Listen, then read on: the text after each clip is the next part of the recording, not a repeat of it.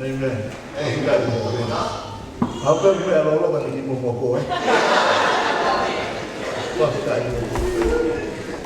How the Kavenga commissioner fish.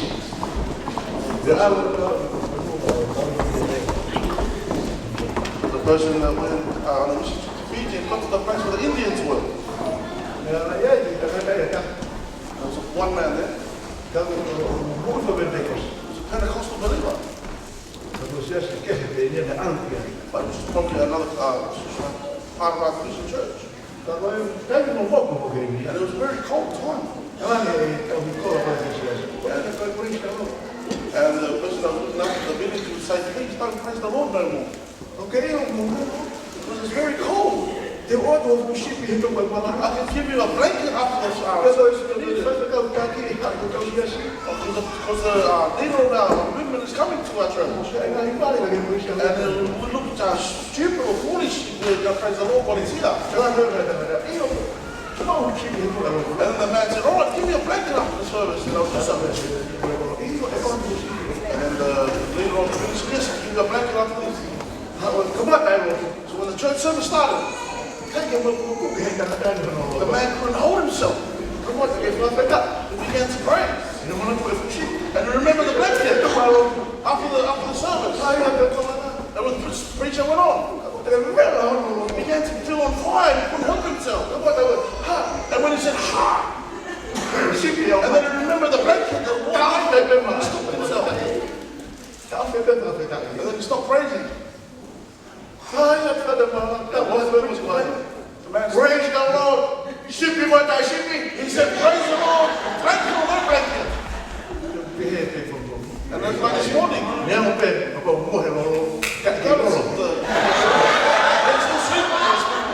a beautiful place. Hallelujah. Watching the rugby yesterday. And I remember something. A lot of people. Well, they already know all the individual names on the playing field. They know the person that moved from one team to another. They know the New Zealander team. They know the African team's names. And then when we do no one named them. All the names of the players they know. Even the results and the subjects. And also the position. I asked him to read a portion and if you tell him to read something off by heart and memorize it, not even one thing. That's right, I know this place. It wasn't from this place. Hallelujah. Amen. Go for Malanga. Thank God for the pastor.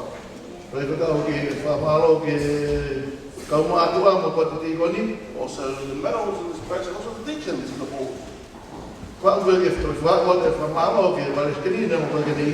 Also please send my love to also the person who is not here. And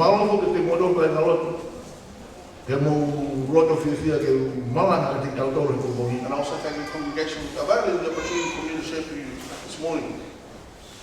I do consider all the opportunity that I have a joy and I'm grateful for it. So we have the opportunity to share for us the living word of God. I thank God that I still look around and I still know there is a familiar faces here. That I know their names. And I thank God that He's brought us through many difficult times to get us to where we are now.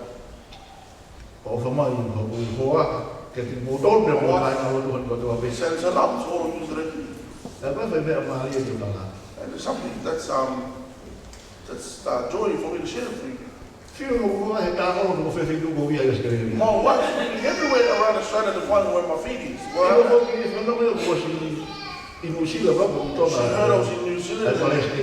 I was the president from Tohi. Because I told her I'm coming to New Zealand. She's around different numbers and she can't find out where I am. ia lason ki New Zealand. Afrika hen ke tang mai ki lo me bo bifei. And the number for me to find where my husband is. Ka ko ke piti no fa ta telefon. Because I know he's trying to find a phone to ring her. Ana to mo fa mo ri telefon ka ya. And finally I got the opportunity to ring her yesterday. O ke fe ia. And then she said, "Where are you?" O no foi pa ka to wa mo so an. I said, "I'm by in Savannah." Ko te ka ga si go ma be au ke mo he ba fu la aka. I said, "Thank God, I'm glad because I thought you were sleeping under a tree somewhere." So we got to o tua. Ko ko mai he mara o na. Thank God when I climbed on the aeroplane. Mo fa si o si o ta mo na ta mana ni na uta ka ya. And I was looking for the people that I thought that would be waiting for me. Ko te te ke ma be ki mo ri mo fa si o si o. I put the trying to look for where they are. Ka ke si o ga ta. I couldn't see anybody. Ko fa no be ni o. Finau, but I heard Finau. Ko ni ri na ke. And I turned across. Ko ka ta pia no. And it was a piano man. Ko fa ta ki o tua. Ko e ke si a to mo ki ka ki be ta o. And it still leads all of us. Ka mai ke to sa me o ino be si ho wa hala ni fa na. God knows it's not for the righteous people. Ko ka. Ko mo ni ko fa me ko e fa na mai when you wa wa ke to me ko la ai tua. It's more like shepherd waterfall. Pero Matiu vai ko ia ono hamu fu ma ono. Or Matthew chapter 16. Pero ves ko ia o Tavalu, que ves ko ia a ono. Ves ko ia ono, kada ves ko ia ono Tavalu, que ves ko ia ono wa. Verse 16 to verse 18. Tahai me ta ono mahino, This is a very common portion of scripture. pero o bea no area. And it says, Ya le sa mo ni pika, ko bea ni de kalais. Aí ko e como mo ko la pe de lo que está todo. Verse 13, please. Pero e hopo assim Sisu e Potu, você salida e fui pai, mas Fetu'u ira. Que ele ka wa ko ma o behe. O behe e ka kai ko hai au.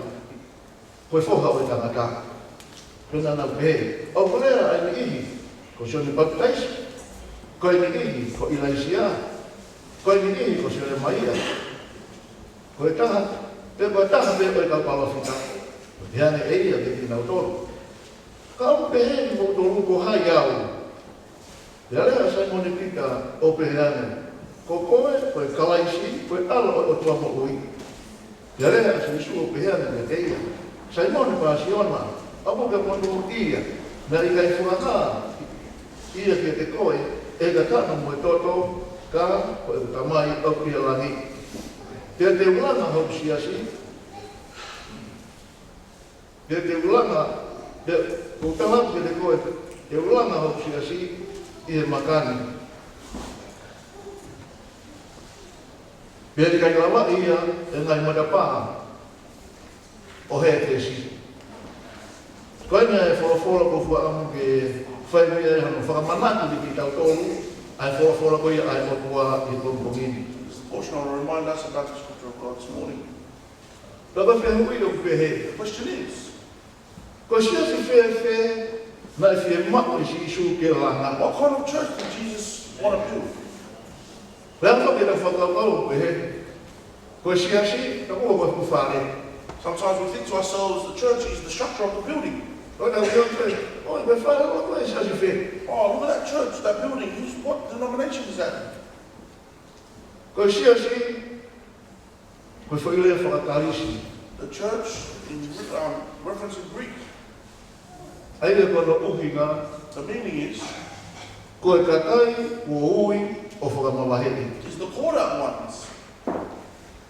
Ka whakakau, whakamawaheri Fefe. So when we say the called out ones, how are we called out if we're called the church? O hanga e whakakola whakamana kore i tau tolu se popongi. Scripture reminds us O fiemau e Sisu ke Langa hono Siasi. that Jesus is yearning to build his church. Pe koe koe whailotu ia, pe koe Siasi Pentecoste ne whakau ke Langa. And it's not a structure or a building or a denomination. Rere fiemau ia, ko Siasi, o e whae tangata pe koe ta whae Whether it tangata. was a denomination of my forefathers or my grandmothers Ka koe Siasi e tau whakamiri. or our family denomination. Fiemau e Sisu ke Langa hono Siasi, ko kona. Jesus wanted to build his church. Tāna Sisu, pita, He said, Peter, i he makani, upon this rock te uranga e o I Siasi. shall build my church. Koe a whihi whakapau pēno la, o pita ne langa e siasi And some kalame si theorists Isu. say Peter, it was Peter what Jesus was saying to build his church. Koe na kalame si Isu, ia matana. But Jesus said, upon that rock, O pita ia. Peter, Ka koe makani, but upon this rock, o si Isu ia. Jesus. Whiemau e si Isu, ke langa hono siasi, ia si Isu. Jesus wanted to build his church through Jesus, Kake whiemau ke langa hiwa hatangata. not upon any other man, Pe koe hiwa haangelo, or an angel, pe koe hiwa hamalofita. or a prophet. Whiemau ke langa ia si Isu He wanted kalai. to build his church upon his name, Pe na Jesus langa si Christ. Isu e marohi ka kikia. And Jesus empowered them Moe mawhai koe. and gave them the Pe koe authority. siasi, Because that's my church. he kai Jesus lawa said. ina whaitapa. That even Hades He or kai heaven, lawa ina na mga pāwhai or o even Hades. cemetery, or He even kai the lawa other, a mate ke ne puke hau siasi. death could not hold my church down. He kai lawa ha mea ke ne puke siasi o Sisu kalai. Nothing can hold it. Nea mai pe o hei tuni sone. A kau takaka o siasi. Even if the people of God are in prison, Kai pe kia ha mawhai o māma ke ne puke siasi no kalai. power can stop it from prevailing. Ko siasi o eiki o whakwa ki ai ka kai. The church of Jesus Christ is made up of people. O pe ke whakwa ia. It's not made up of anything. O pe ke kakai. No ia whakwa. Or just any kind of people. Ka koe tangata pe koe pe whine. Or it's made out of women and men O whanau i whaonga na umu ui. who are renewed and reborn. Ko nau tāia Sisu kalai Who accept Jesus as their personal Savior. Ko nau eiki mona And whai. have made it the Lord over their lives. Tawama e Sisu, te ruanga hu siasi. I said, I will build my church. Pe o whamanaka ki tau tolu. O siasi fefe, fe mo Sisu ke What langa. kind of church is Jesus heading to build? O hanga Sisu o mai whakawau. Ke langa hono siasi, ko siasi oku mo ui whakatahatui. Jesus gives us this reminder that he wants to build a church that sets themselves apart. Ko siasi whakamamahe. A church who sets them apart, who is sanctified and made holy. Whakamamahe fefe. How set apart? E whakama motua, In the Old Testament, o ka kia whiwea siasi. there is no such church does not come up in the Old Testament. Ka koe ka kai Israeli, But the Israelites koe kai pepe ia siasi. was like a type of Watoa e nau church. tōpua ispite. While they were still enslaved in Egypt, Me whikau tua ke nau mamahe me isi. God said that he wanted them to move away from slavery. Pea ko ki tau tōru he mamani koe ni. And you and I are in this Ma world. tau pōpura ke hea hala. We were slaves to sin. E nau pōpura hea hala ko tua me. And then we rejected all of that Se sin. tau tōnau tōpe he o tua. And then we turned ourselves back to Kai tau Christ. malama whakakata hono whinangala. And we're able to fulfill his purpose for our lives. Me tau mai mea si isuria. Te ulanga mea o sias. Because Jesus said, I will build my church. Ka koe sias whima pia What la. kind of church is he yearning to build? Whima o sias o mo ui whakatamu. He desires a church that is sanctified, holy, and set apart. O hana e whakawhana whakamanatu mai ki tau tōru Reminds ka. us through Scripture Ke te ulanga whakatoka mati. for us to realize, church, Ko sias o otua. that the church of God Ko sias o mamahe. is a God that is distinct, Me he mamani. set apart, different from the world. Ko whai mamani ko ria. What world am I talking about? Ko mamani ka tau mwafo ai. The universe that we live in? Kau whima ona ki tau mamahe me mamani. And does God want us to set ourselves apart from the universe? O whima ona ki tau mamahe me mamani. Does God want us to depart Koe from this mamani world? o tau noa ki ai. Is that the world that he's speaking about? Koe tō mama ui. It's a lifestyle that he's speaking about. Uraksione mahewa. 1 John chapter 2, Mes ko ia. Horo kahani mama mes tāno. verse 15, 16. O e whakatawa ki mo tō ki e mamani. Do not be conformed to the world. He ko kai mea o ki e mamani. For the things of the world O ki kai o e otu ai. is not of God. O ki kai o e tamairi. It's not of the Ka ko Father, e kē lono ia. but of the devil. Ko hana ka mea o ki e mamani. So what is in this world? Mea kē tōru. Three things. Hore mata. The lust of the eyes, Hore ka kato. the lust of the flesh, Lau kau e mo ui. and the pride of life. Kato e tōru koe ni. All those three bags, O whaoa e tōru ko tō ke ui. all of the sin in the world is wrapped up in those three things. Se koe u whia mao ai, ke aua na whakatau ki tau ke And maa. that's why God does not want us to O sua e maa do ni the tōru. same as the world. O tau whi aho i. Because that's the world that we contend Me with. tānoa ke ko kola e o tua. Because that's what Scripture says. Senes mahi roa ke si roa ke. Genesis 1 verse 1 I tō tau whakatonga. in the Atonement Scripture. Na whakatup e o tua ai o langi mono And amai. the heavens and the earth. Mama ni ata. That's the world. Anu tau whi ai. That we're here. Tau whi ai hono maa whanga e The a. world, Tau whiawhia e mōmoko mai e ea. Tau whiawhia e fua mai a kau. Tau mako ui mei ai. Tau whiawhia e ka au whai whai mai tangata. E whai nā mani wani. Ke mo ui ai mo tau mai whai. Ke mako mai e wha ala. Ke fua ake ngai Kavenga. So we're able to fulfill all that desire. That's the world that we live in. Ke mama tōna ua. Second law, So you had done Mr. Howard. John 3:16. And I offer me here to work in my mind. God so loved the world. I offer me here to work in my mind. God so loved humanity. Go in and swap there And he gave his only begotten Son. If any man believes in him, he shall not perish, he shall have everlasting life. And that's what we're overjoyed in. We are called the Church of Jesus Christ. Of those who are holy every day.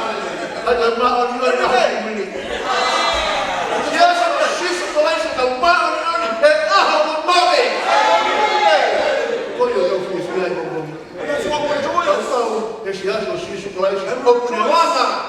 we're part of God's church that He's building upon the rock, Jesus Christ. And we're thankful. He's saving our souls, protecting us from the rich and lifting us up of the mud Jesus Christ.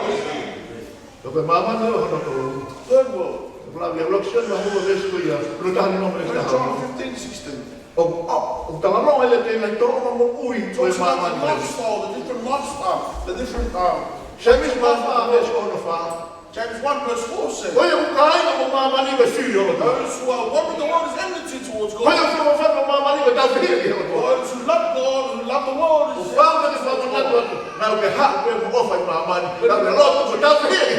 maybe you come and you love the world.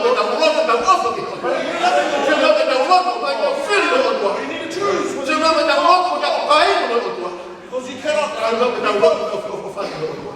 You need to choose one, and that is through Jesus Christ. What kind of church was Jesus yearning to build? A church that is set apart, holy, and sanctified. Prayer or us come to church. It's not something that will just sit on the fence. Just sit on the fence and look at and watch as a spectator. So it's good. Jump on there and run there when it's running. And then jump back on that fence again. Look at that side. Let's go well. Spectator, jump there, it's a walk. That's not church. Church is for you to come there to get the fruits of God will bear in you. January all the way to December and there's no fruits. There needs to be fruits that we bear. There needs to be something that we receive or rewards that we gain after what we're doing, toying on this earth. The prayer of a righteous man.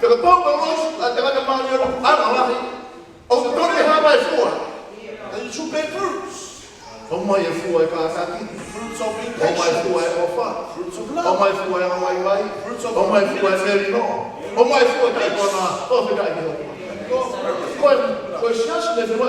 the church that Jesus wants to build. The church that needs to be set apart, sanctified, holy for Him. There's no such thing as church and hiding ourselves. When we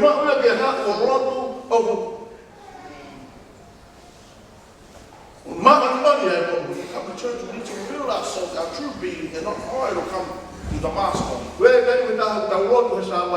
of times we come and it becomes ritualistic. We just come on Sunday and do church on Sunday, and then Monday to Tuesday the rest of the week.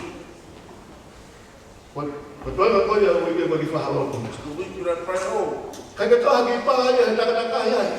Different bars, different places that you go and you need to be set apart. The great song the Wesleyan singer says, my two hands so that they work for you. My feet so they can do what you please. My voice and my mouth. ke hiwa aki te ako. And I've seen your glory. Koe mo ui u whakatau The life that is set apart. koe mo ui u whakapapau e It's a life that is committed to pai ka himself. roanga e maamani ke nera tonga ai mo ui e te ngāi u whakatau. The things of the world, but he's set apart from that and dedicated for Christ. Ka mai he ni ka te au masi whakatau sa whina waka ko mo siasi. Pastor, I want to come to the church, Ka po kaka sa ia i whakatapu. but I don't like I'm having to set apart and having to stop this and stop that and stop this and stop that. Tapu i kapaka, tapu kona, tapu Can't smoke, uru. can't get drunk, can't do this. Kau kawana mea koe. And this is what I Au said. mo siasi ko le whakatapu i. I said, my church is not. Ka mai wholopola, au le rei e mea kotoa pe. My words, the word of God says everything's Kau mai ke profitable, ama kotoa pe. but not everything's beneficial. Au le rei e mea kotoa pe. Everything's profitable, Kau koe ke ranga hake kotoa pe. but nothing builds, not all things build us up. Koe tēku tau whakatautana e kalaisi. When Christ sets a person Kau free, tau taina mo onu. and you are truly free, Kau tau taina koia. and in that Au freedom, kune hama whakangata ki tau tau. there are things that need to Au kune hama koe alai. Ke ngata me iai and you e begin to tau align au. yourself with the things of God because the Spirit of God dwells in you. Ke ngata me iai e tau rea. So then you cut things Ko that te restrict ngata whakatapu e mo ui. Au kune mapure e iai. and you begin to say something about it and you control Au yourself. kune mapure i You whanolono. self-control and Au control your kune heart, mapure i te rea. control your lips and what you Au kune say, mapure i te whanongo. control what He you ka mai Sisu, takala ki o whanongo. But Jesus says, watch what you hear. Ke ilo kua, ko sino i tangata, The body of man, o kua e matapaa nima, there's 5 senses ki o tau roto. to our heart. Te utara mai e wholopola, And Scripture says tau i whamata to ki o roto. that if you guard your heart, He kun mei ngai e i whangai mo ui. guard your heart, diligence, because out of it comes the issues of life. Ka pau te kakara ki e komi hoku roto, If you guard your heart, he kai whanau mai si honga ke roto. regardless of what you do, God will not hear me because I'm not guarding my heart. Koe e kupahu i ngai ke whakatapu e mo And that's ui. why it's important for you to set yourself apart and commit yourself Ke to ke God. tokana ki ana ho aru. So then you'll be able to be self-controlled. Ala kupaku haka halapa ke ngā kai. You know that the road is blocked and you stop there and go back. Ia e tangata me aroa ki niua. Ka hai ki mo fulu o whaikakau ki niua. In the 70s, I was pastoring in a place called Newark. Ala ke tangata ko e rotu ko e tōtoa. This man came and the way he prayed was phenomenal. O sea ke mai mahi. After a couple of months, Mafuri le mai whakakau ia. he began to change his Hai ke te perception. whae a rotu. He didn't pray no more.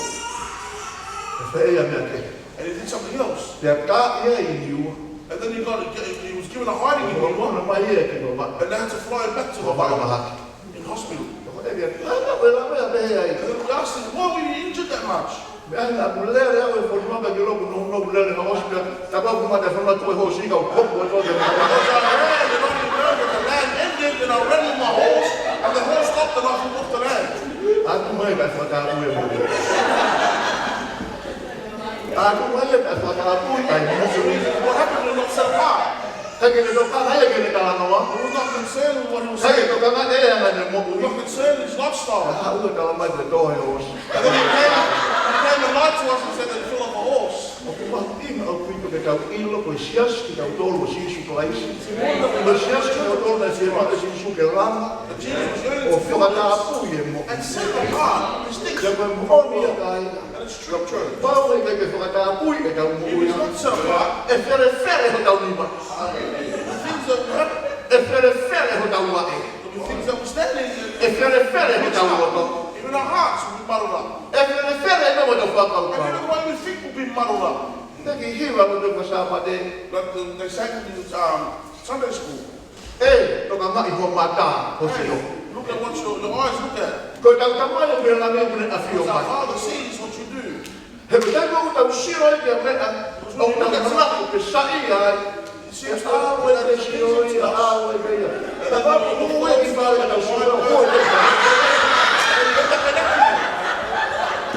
a tu mai e whakapu e masa. You haven't dedicated your eyes to God. Ngā rea mga tai whare ke hua me me. That's the wrong place and you walk in there. Anyway, Koe paro pare mai au e aho. that's the problem of today. Koe tai whakapu e mea. It's not having self Sio koe mata i koe taha ia ai mata pā e taha ki o tau o tau mata. That is a window to our heart is our eyes. Ko tau oho anga, our feelings. Ko e tau mongotol, ko tau nanamo. It's our sense or smell. Ko e tau lea. Our touch, also our speech. So te rahi, ko e tau ongo. Or even our touch. So te whai na tuunga pehe. Ka poi kia whakatara pui e tau mo'ui. E tere where e la ayanga e tau whakau kau. Everything that you do is muddled up because you don't know which position you're in. E ku mai e te walo ki o tau The walo. devil will continue to come E ku mai e tau mamata. come through your eyes, come E through ku your mai ears, e tau ongo. Ku mai e tau lea. your touch, your taste. O hanga o mahu ina ki tau tolu. Ke whakatara pui e tau mo'ui. Or the church that we sanctify ourselves before God. Io, e pongu mini, o whangu ke poleka ki tau tolu. Ke ke ina, ia i ho o mo'ui. That you feel that your life is significant to God. O i roa tau mahe aho, ni pele ke mahu ia ia e tangata ahe mo'ui. You know, Tonga nowadays, man is no longer concerned about life no more. Koe e ta pele ki ta ahi nei hano ka ue, alua tāna kita. Once a girl gets upset with her boyfriend, she goes and commits suicide. I ta pele ki ta masi hano ka ue, alua tāna tau ai. He's angry at a girlfriend, he goes and commits suicide. O ai ke hanga, e mahamani o puleki ki tau Don't let the tolu. world imprison us and tell us what's right for us and O what's ai right ke for hanga, us. e ta wahi o mo, o whai te liha ke tau Don't let our wahi. emotions take control of what we do. Ke kumo e te wolo ke ne whai te And liha let the ke devil tau. come and destroy us with lies and deceit. Tau mai e kulokola. What Scripture says. Koe hao e te wolo ke tāmate mo kai haa mo The devil whakauha. comes, but not to steal, kill, and destroy your life. Kai ke hao atu halele It maa. doesn't come and give you any good. Kai ke hao atu me ke langa hako It mo. doesn't come and give you something that'll build your life Kai up. ke hao atu hapa ke alke It loku. doesn't come and tell you to go to Koe me church. hao ke ana ke whakauha. It just comes to destroy you. Ai mama o tuana ngani o The ke. glory that God intended for your E life. langa o tuana whakoloti The tau tolu. goodness and God's nature that intended for Kono your life. lau aliena na o mai ke ti tau tolu. Through the Holy Spirit coming in and existing in you. Ka pere me Sisu. But Jesus says, Koe ku hao I have come ke mo ma'u e mo that you ui. may have life. Ke mo ma'u ia Have o life. laha o ti tau. In its abundance. Fiemau ke langa ai siasi whakatāpu. He's yearning to build his church that is sanctified. O siasi fefe ma te whema Sisu ke langa. What kind of church is God yearning to build? Whema Sisu ke langa siasi o whonu he lau maare maare. God is yearning to build a church that is filled with the Holy Spirit. Koe whakatana o mai ai o tua ki tau tolu. Ke tau whonu he lau maare maare. We're all filled with the Holy Spirit. Me leia e mōstolo paula. That's what the Apostle Paul says. O e kona i he ruai nei. Don't be drunk in wine. Ka ke whonu ki mōtoro he lau maare. Therefore be filled in the Holy Spirit. He tau tau whonu he lau Be maare drunk in the maare. Spirit. And once you're drunk in the O Spirit, kun hanga o ta taki ke tau mahi mo ui. it will direct every form of your life. Ke hanga maru e siasi me he lomo a. It'll protect all our lives from any noise or any Ke concern. hanga maru e siasi me he mawewe. It'll protect the church from any dissension. Iwe tai mua whonu ai hange e si kapa. You know, when our hand is full, Ko hau e whakalongo. it's quiet. Kai ke longo a. It's quiet when it's full. You don't hear any noise when you bang it. Ko pau e whakahapu e si kapa. Iha tangai. But if you put a lot of cans in a bag, Te ke hanga lewa lulu then behe. you begin to shake the bag. Longo a atu. Very noisy. The Longo cranky. ai koe kapa koe o whonu. But if you put a full can O whao ha iha tangai. and you put it in bags, Te ke lulu. and then you Kai ke shake longo it, a ai. you hear any noise because it's full. The Tama a tōstolo. Apostle says, O e kona he wai ne. don't be drunk in wine. Te tuku e longo a. Because there's a lot of Tuku e noise. o me weo. Mai mai hu mani ki me wai. Kai tona. Ka ke whanu ki mo tolu. Ke lau mani mani. Kena ngā mapu ke uounga taha e Because whānu. we build you to be united in uniformity.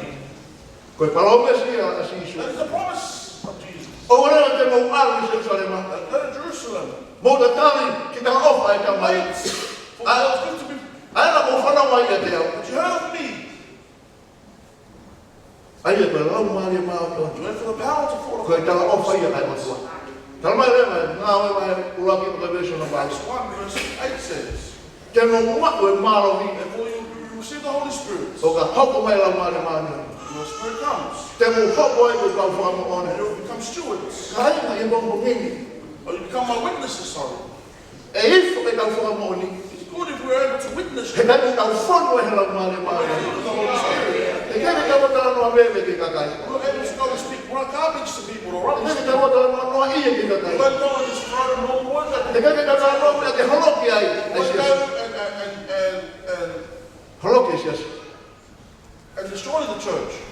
O kama e whaka manatu mai ki tau tolu. But the scripture reminds us, Tau mai si Sisu. Jesus said, Koe hoko mai lau maari e. Koe whakawhia maari e.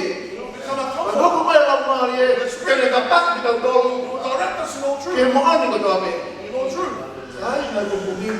Koe tau mama ke hoko mai lau maari maari ni ki tau tolu. The Spirit of God flows all over us. Ke hanga ka paki ki tau tolu ke mo ani ko tau And me. will direct us in all truth. Ke hanga o whakalei ki tau tolu mo ani ko tau me. And may reveal to us the things that are yet Ke to hanga come. o whakalei ki tau tolu. Ke hanga tau fiemau ki tau lea. And will begin to speak in us the word that He desires to come out of our mouths. Ka au na tau lea, ka ngahi lea. But not for us to speak Ai te walo. things of the enemy, the words of the devil.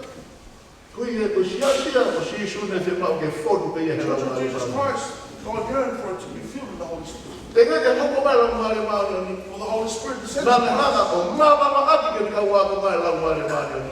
He came and gave us the Holy Spirit.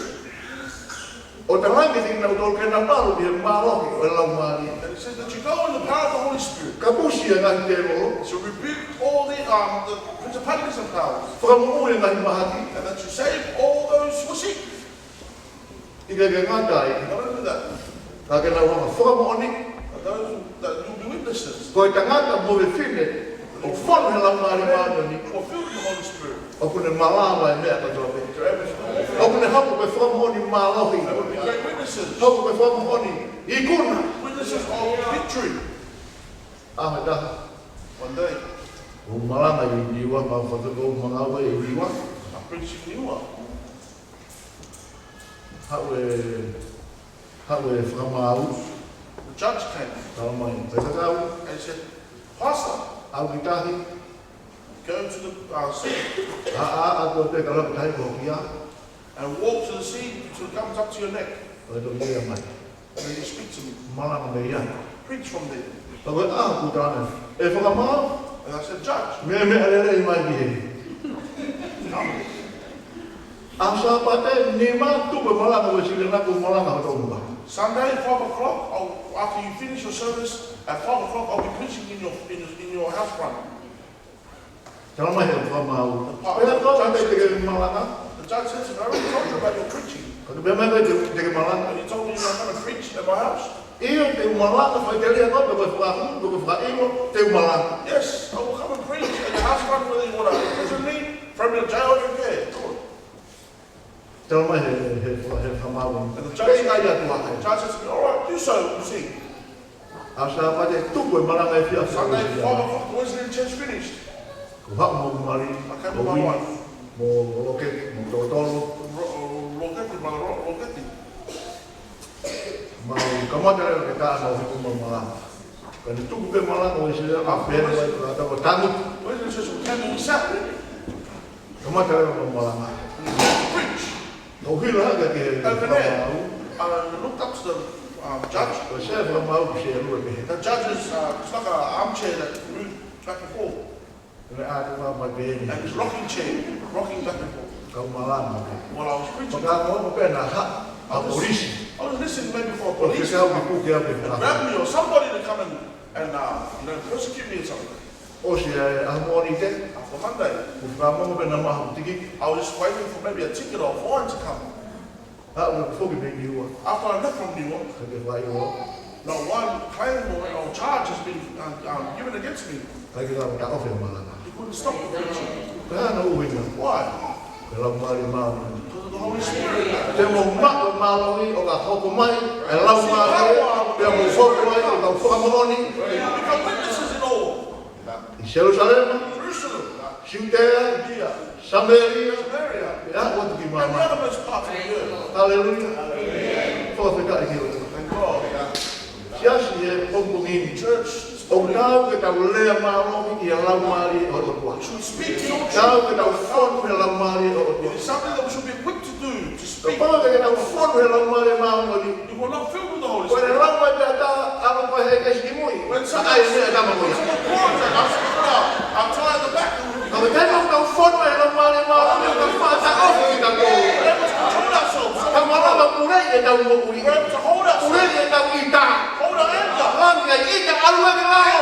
Se tāna te moloki koe. Under my feet anger. Ki taimi au fiemau ai. O au mai a lau mai That's maa why koe. is beneficial for our lives. Alo te taha ki wawako. Alo te tēni o kōroi wawako. I went to Tavalu where I'm from. Kai mau Malanga ai. Where I did an open air preaching. Wow, mo e palestini maa loroko mo ui. The Maui, the president, Kau pe ka. Malanga. the preacher. Te wau e no rotonga Malanga. And while I was preaching there, Lele mai mo tu ka. a man ran my uncle. Kai la mai ka. Te fahi koe. And he preached to me. I will come there and I will smash you. Mo me ale ale lahi wena. And there were noisy instruments there, my uncle. Ka hapa tu pe e Malanga. And I kept preaching regardless. Ko ne ko mai te sia na ka mata ala ko ku. And when he came to choke me, Ka ko foi rena te ka pa me ka ka mala ke mala ia. the word I said was, if you do not repent, you will be cursed. Ma ko ta a sile ki ka mo tu o ka ya mai ni ma ka tu ku bilalo lele oso na pa bi. And maybe he was like, something like that, but before he could choke me, and I Lele said, oso mai stop. mo ku hele pe. And he ran, and he came back with a knife. That's what I said. Ko ne alu ko i ta he mo ya. He went because of what I spoke, what I said. Lele mai mo ku hele pe. And when he came with his Ko ta machete, ni te ke mate. today the people died. Te ke ko to ka bi ai ki. I just kept preaching with him while he ran with Ko wa ko ma his lele mai pe ka na ka. He came with his machete and he ran at me. Ko ne ma ma pe pe ka na ka ma ku hele. As soon as he stood there with the machete, he struck me. Ta o bi o tu ai he he o. As if God hold the machete while it's in the air. Tu o pe ma pe ne lava ni te ua. And he stood at 2 minutes in the same position. Ka fo ku le ka na ka. O ri hele. And he turned around, threw the machete, and walked away. Siana ka tau e a ta i nei o tu mo pe mo i no Malanga ka ko. Same man, I was standing in the middle of the city in Tavalu there.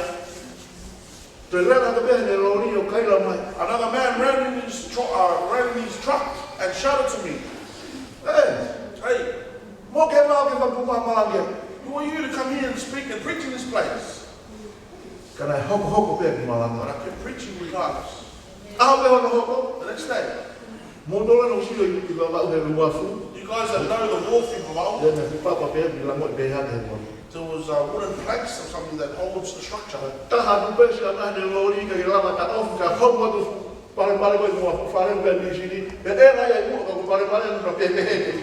The man ran, actually crashed, and his car was balancing on its side, ready to fall. Mo ne to ku pe lori. And when they were able to retrieve the Pe he na ki. truck, Ala me le pe ka. he came to me and said, "Pastor, Ala me abo fa ki ri ha ko.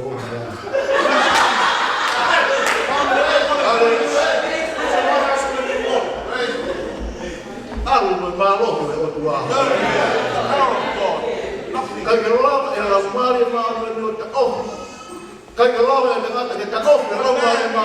People can stop Me te ngā ue, wale tau ma. Mo me pune fia ma. things that he wants to desires to do. Ako peheni a honi ka ina. I am the one that I am today is simply because of the Holy Se me pena ne wha ma lo piki hoku loto. Te me fai me he Help me and help me stand on that day. The same thing he can do for you. He kone ma lo mesi ia. Because it's his Te plan. mo ma ue ma lo hi. That you receive Ma power, lo hi te lea. power to speak, Ma lo hi te whai wha ma ui. power to heal, Ma lo hi te tala te kai. Ai ma lo hi ue ma whai ue. power to confess to people the goodness of Christ Jesus. Ue peka ka leo ko si ma lo ue kana ka e a honi. Ka tau ne me wena ka wai. That Ue te kau. man was passed away. But I remember that day when he said, "Hey, whenever you want to come and preach, come. Alua me a do whai te riha. Come, enjoy Tau yourself, whai te riha. and do whatever you desire. Kai ke lava koe tarofu mo ki hau ki hei ke ta Malanga ho mau aki. Come to my house. Come and preach at my house." Hau, ai. O whang bebe o whakato ko mai. Koe Siasi Fefe, nei fiemau e Sisu ke What lana. kind of church? Siasi o whakata ui. Siasi o whakapela mari A mari. church that set apart, sanctified, and filled with the Holy Spirit. Siasi o ui ake whakapela A ai. church that lives a lifestyle reflecting the Word of God. Te mau ta whakato ko mai. Koe Siasi o fiemau ke mo ui ake whakapela. God, a church that needs to live out the Word of God. Tau mai, e te ngata whau sama te o tāki mamu e besi. Psalms 119, Hono taha taha. verse 11 says, Ke fufu be folofola. I've hidden the word in my heart. Ke fufu e folofola tau loto. I've hidden the word in my heart. O fufu e me ke. Don't hide other things. E kora le fufu e me ke o tau loto te tau alo hala When ke. you hide things in our hearts, you begin to veer off the path that you're meant to go. Kora le fufu e folofola tau loto. But if you hide the word of God in your heart, Te tau alo e hala tau on the right path, Mahuinga ai folofola ai tua. Ke tau mo ui ati he aho tua. it's important for us to live out the word of God every day. Tau mai he ngana whamsa me. O sa me rie aho folofola hame koe toni. The word of God is sweet like honey. Pea mahuinga ke tau hori ki ai he aho tua me. We yearn for the word of God every day. Io kai. Yes, church. Hamea o ke hori ki ai he aho What koe. do you desire today? Tu ke tau fua folofola. Let us hide the word of God in our heart. Pea tau mui mui ai. And let us follow God. Hamea ka hori a hai te kai ta whianga wai. Like a deer pants for Ke water. pehe e tau hori ki So folofola ai what tua. I desire the word of Ke God. kai in our mo heart. inu me ai. Ho tau We're au able to mai. drink. Our spirit's able to drink from that. Kam kamata wai mui mai ke. When I began to live my Kamai e life, ki e ki. Suma te utangata e ki. Ke ngu tu ki e ki. my mother used to say, even though my father passed away, my mother is still alive, she said, Koe kutana, koe kau matu bifu. I'm not saying to Ka kutana ke mea koe nā say sana. anything bad towards her, but Nā kufou wai. I'm telling you this so you know what I went through in my life. Kung boke tātou wā haka whai kulot. One morning I got up Mau ki api. in my house. Kua me whine e ki. My mother walked in. Ai ka kua ka tamasi o kulot. Kau tā e koe pete ke tō rote. And then she walked in and said, who are you if you can pray? I'm going to give you the biggest hiding of your life to see if you're going to pray or not still. Whai koe ku ose o tu. After I finished praying, Koe toko toi whule wa lau. I began to lie there and read the word of God. Kai peka tō ngake mea lea mai. I didn't care about what she said. Whai pēr lau tohi. I just kept reading the word of God. Alam te fupapa maha o mea mo roa. She grabbed maybe a piece of bark that was about that long. Kau tō kota fōhi ko pe. And I Tau lied, e futata. and I lied there and all I could feel was bang, one hit, Tā e o. second hit, Tau. third hit. Whamalo atu ki hea whia. I said, thank you, Lord. Hallelujah, hallelujah. She said, hallelujah, thank God. Te mau ki nei. Ai tō kua tamasi ki tā kona rotu e. And my mother said, Ke hana oh, kau tā kona. and Joyce getting smacked and still praying. Get another one. Nā e mo uhi e whola whola hau. Because the Spirit, the Word of God, E kai ke tō kakau ki he tā. I didn't care about how, Nā e te kakau ke whupapa. I didn't care about how thick the, Kakau ke whola whola. my focus was on the Word of God Te tau e te. to be hidden in me, regardless of whatever. Tala me ni whae. Tā te koe e ki pāhia. And I said to my mother, you Ma hit ki me, te koe ka mga tu hit tau me to your tau heart's tau. content. Ma ke tā te ma ki But pāhia. you hit me to your content while I read the Word of God. Tangu tu ka rewa te oruma. He tani koe. Then I sat up, Hoka ia ki papa mata. and my wife poked my face with the bark. E he peri e, wha o te rita. And I turned away to hit me in the ear. Hoka e kumata koe. And she came to poke me in the other eye. Karu ta wha koe kai tau o peri. I swerved, and then the bark hit me in the other ear.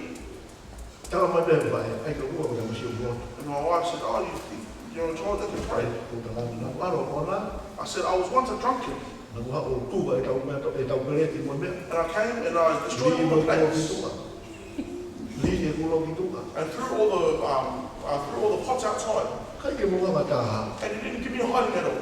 Kai ke munga hitia. And you didn't come and curse me at all. Ka kuha wendo lo tu. But now I've come to God. Muha mata. Give me a hiding.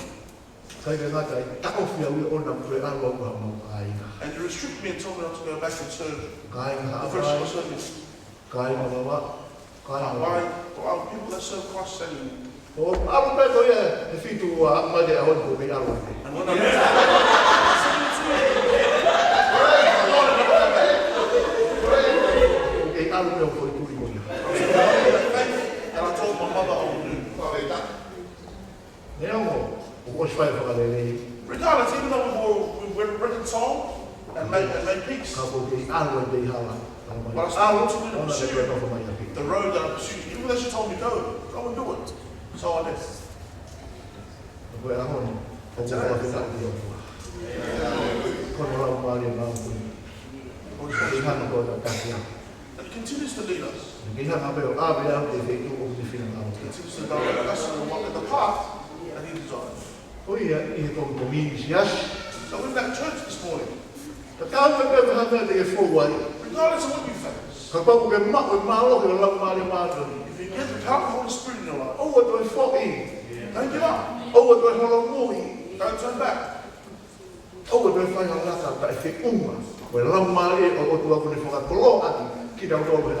do something that's counter to what the Spirit of God says.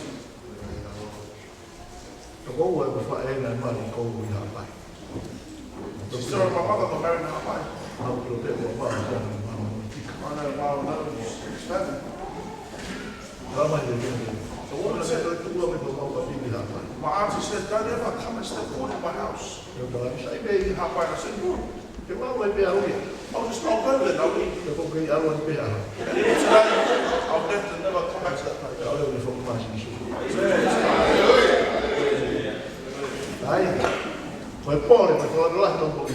Church, that commitment that I've had, even to challenge you this morning. Siasi Fefe na Langa Sisu. What kind of church does God desire to build? Siasi Fefe na fiemau Sisu ke Langa.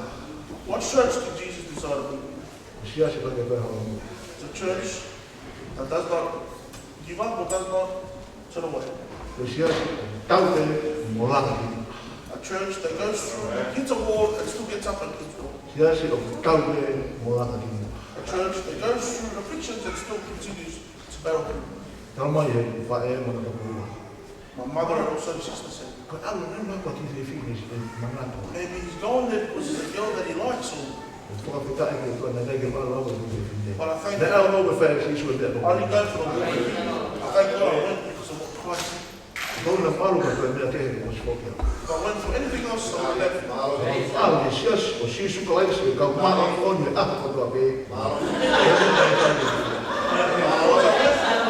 church that serves Christ every day, holy, so that Christ can take you.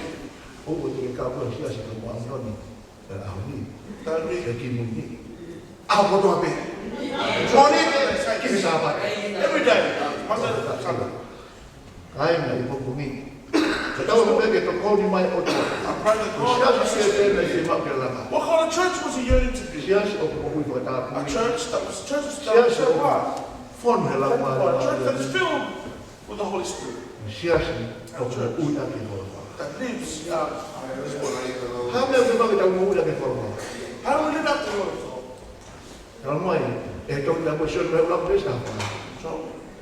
Chapter 1 verse 14 says, the Spirit of God has become flesh. And as we look, gaze upon him, that is if he's the one given from God. Yes, that's what Scripture says. And in the beginning and the end, the Word has become flesh.